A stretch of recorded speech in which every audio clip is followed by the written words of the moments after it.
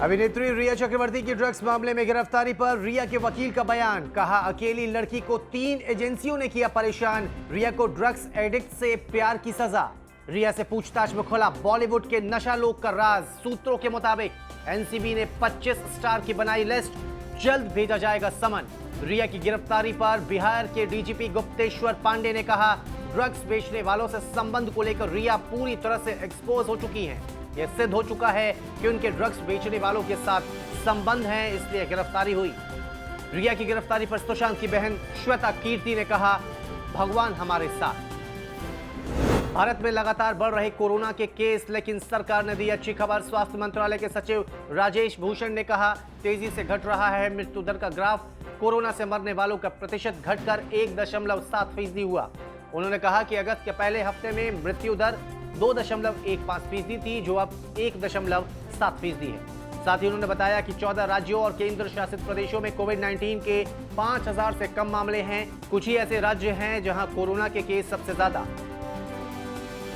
भारत और चीन के बीच तनाव एक बार फिर चरम पर पहुंचा। इसी बीच विदेश मंत्री एस जयशंकर ने दिया बड़ा बयान। विदेश मंत्री ने कहा, एलएसी पर हालात बेहद नाजुक। उन्होंने कहा कि दोनों देशों के बीच राजनीतिक स्तर पर बेहद गंभीर और गहरी बातचीत की जरूरत।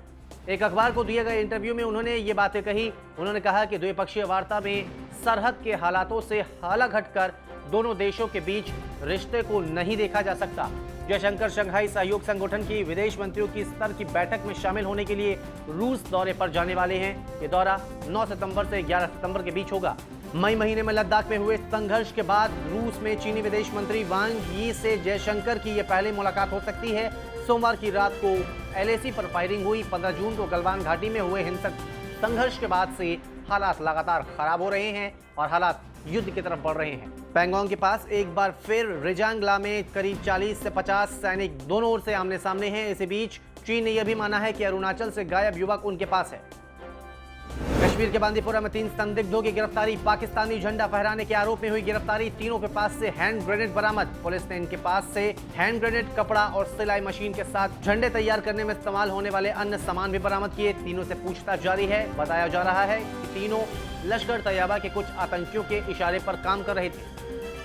कोरोना वायरस से जूझ रही दुनिया के लिए एक और बुरी खबर। मंगोलिया में 38 साल के युवक की मौत एक ऐसे बैक्टीरिया से हो गई जो बेहद खतरनाक है। ये बैक्टीरिया गिलहरी और चूहों की वजह से फैला है। मंगोलिया में जुलाई से अब तक इस बीमारी से 3 लोगों की मौत हो चुकी है। इस बीमारी ने पहले भी पूरी दुनिया में लाखों लोगों को मारा है। इस जानलेवा बीमारी का दुनिया में 3 बार हमला हो चुका है। पहली बार इसने 5 करोड़, दूसरी बार पूरे यूरोप की 1/3 आबादी और तीसरी बार 80,000 जान ली थी।